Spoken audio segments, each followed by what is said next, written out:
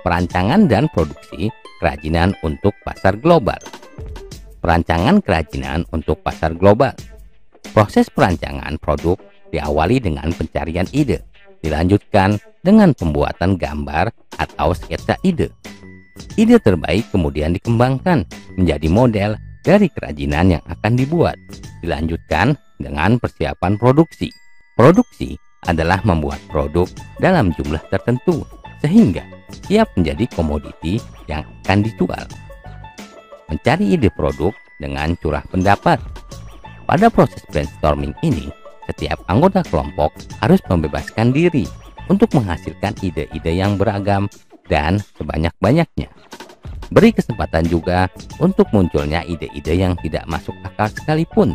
Tuangkan ide-ide tersebut ke dalam sketsa. Kunci sukses dari tahap brainstorming dalam kelompok adalah jangan ada perasaan takut salah. Setiap orang berhak mengeluarkan pendapat, saling menghargai pendapat teman. Boleh memberikan ide yang merupakan perkembangan dari ide sebelumnya, dan jangan lupa mencatat setiap ide yang muncul. Diskusi dapat dimulai dengan mengajukan pertanyaan. Produk apa yang dapat dibuat dari potensi daerah yang ada? Produk apa yang saat ini diminati secara global? Produk apa yang cocok dijadikan oleh wisatawan? Produk apa yang unik yang akan menarik pembeli online? Rasionalisasi.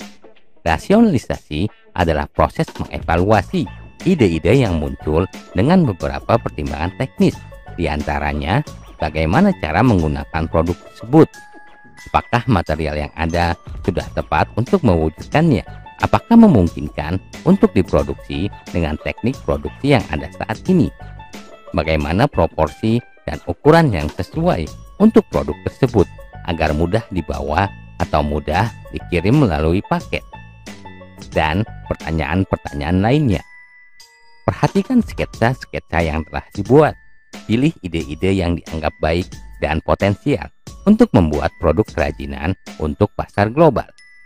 Kembangkan ide-ide ini dengan rasional dan tuangkan ke dalam sketsa-sketsa selanjutnya. Prototyping atau membuat studi model. Sketsa ide yang dibuat pada tahap sebelumnya adalah format 2 dimensi, artinya hanya digambarkan pada bidang datar. Produk kerajinan yang akan dibuat adalah berbentuk 3 dimensi, maka studi bentuk selanjutnya dilakukan dalam format 3 dimensi, yaitu dengan studi model.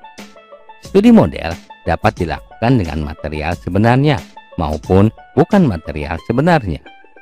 Material sebenarnya adalah material yang akan digunakan pada produksi kerajinan. Alat bantu yang dapat digunakan dalam pembuatan studi model adalah gunting, cutter, lem, dan selotip.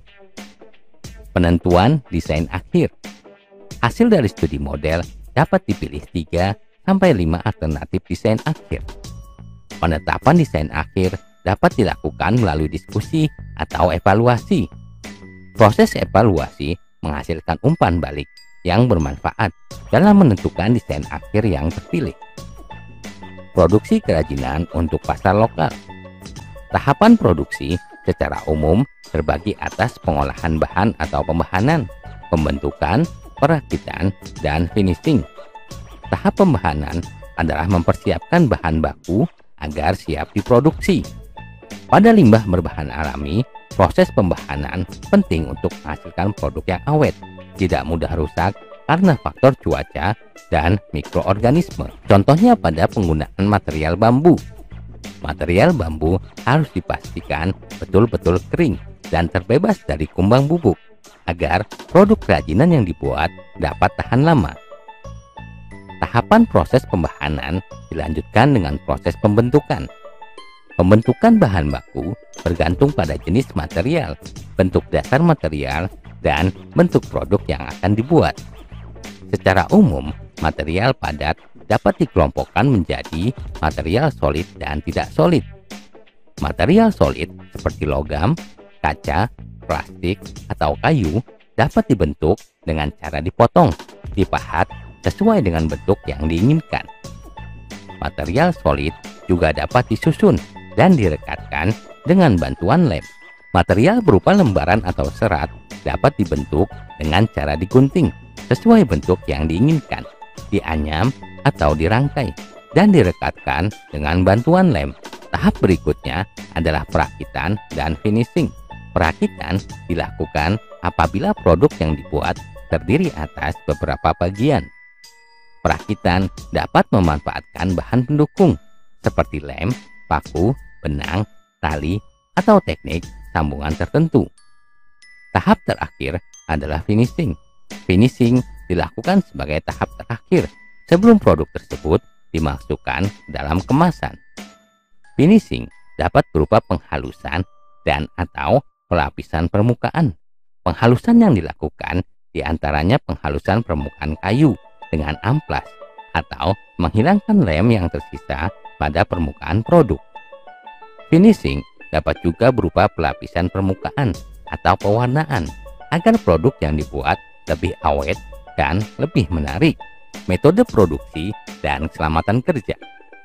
Produksi dapat dilakukan dengan metode tradisional atau modern. Pada metode tradisional, satu orang melakukan setiap tahapan produksi. Sedangkan pada metode modern, satu orang hanya melakukan satu tahap produksi. Metode modern ini sering juga disebut dengan metode ban berjalan. Metode modern disebut metode ban berjalan karena metode ini serupa dengan kegiatan produksi di pabrik yang menggunakan mesin ban berjalan atau conveyor. Pemanfaatan metode modern lebih efisien dalam penggunaan waktu sehingga sesuai untuk produksi dalam jumlah banyak. Metode tradisional kurang tepat digunakan untuk produksi dalam jumlah banyak karena produk yang dihasilkan sulit untuk mencapai standar bentuk yang sama. Setiap orang memiliki cara yang berbeda dalam membuat produk sehingga detail bentuk produk yang dihasilkan akan berbeda pula. Pemanfaatan metode produksi dan pengaturan alur produksi mempengaruhi kualitas produk dan kelancaran produksi. Kelancaran produksi juga ditentukan oleh cara kerja yang memperhatikan K3, kesehatan dan keselamatan kerja. Upaya menjaga kesehatan dan keselamatan kerja dibuat berdasarkan bahan, alat, dan proses produksi yang digunakan. Proses pembahanan dan pembentukan material solid seringkali menghasilkan sisa potongan atau debu yang dapat melukai bagian tubuh pekerjanya. Maka dibutuhkan alat keselamatan kerja berupa kacamata pelindung dan masker. Proses pembahanan dan finishing apabila menggunakan bahan kimia yang dapat berbahaya bagi kulit dan pernapasan, maka pekerja harus menggunakan sarung tangan dan masker. Selain alat keselamatan kerja, yang tak kalah penting adalah sikap kerja yang rapi, hati-hati, teliti, dan penuh konsentrasi. Sikap tersebut akan mendukung kesehatan dan keselamatan kerja. Kemasan sebagai bagian penting kerajinan untuk pasar global. Kemasan untuk produk kerajinan berfungsi untuk melindungi produk dari benturan dan cuaca, serta memberikan kemudahan membawa. Kemasan juga berfungsi untuk menambah daya tarik dan sebagai identitas atau brand dari produk tersebut. Fungsi kemasan didukung oleh pemilihan material, bentuk, warna, teks, dan grafis yang tepat. Material yang digunakan untuk membuat kemasan beragam bergantung dari produk yang akan dikemas. Produk kerajinan yang mudah rusak harus menggunakan kemasan yang memiliki material berstruktur. Kemasan yang ingin memperlihatkan keindahan produk di dalamnya dapat memanfaatkan material yang transparan. Pemilihan material juga disesuaikan dengan identitas atau brand dari produk tersebut. Produk hiasan yang ingin dikenali sebagai produk alami akan menggunakan material kemasan yang alami pula. Daya tarik dan identitas selain ditampilkan oleh material kemasan juga dapat ditampilkan melalui bentuk, warna, teks, dan grafis. Pengemasan dapat dilengkapi dengan label yang memberikan informasi teknis maupun memperkuat identitas atau brand. Kemasan produk kerajinan berfungsi melindungi produk dari debu dan kotoran serta memberikan kemudahan distribusi. Kemasan yang melekat pada produk disebut sebagai kemasan primer. Kemasan sekunder berisi beberapa kemasan primer yang berisi produk. Kemasan untuk distribusi disebut kemasan tersier. Kemasan primer produk melindungi produk dari benturan dan kotoran, serta berfungsi menampilkan daya tarik dari produk kerajinan, serta memberikan kemudahan untuk distribusi dari tempat produksi ke tempat penjualan. Perlindungan bisa diperoleh dari kemasan tersier yang membuat kemasan beragam, bergantung dari produk yang akan dikemas. Kemasan produk kerajinan sebaiknya memberikan identitas atau brand dari produk tersebut atau dari produsennya. Kemasan untuk produk global hendaknya melindungi produk pada saat distribusi. Kemasan produk yang memiliki pasar sasaran wisatawan haruslah menarik, karena produk kerajinan tersebut berfungsi sebagai cenderamata. Bentuk kemasan harus serasi dengan produk kerajinannya.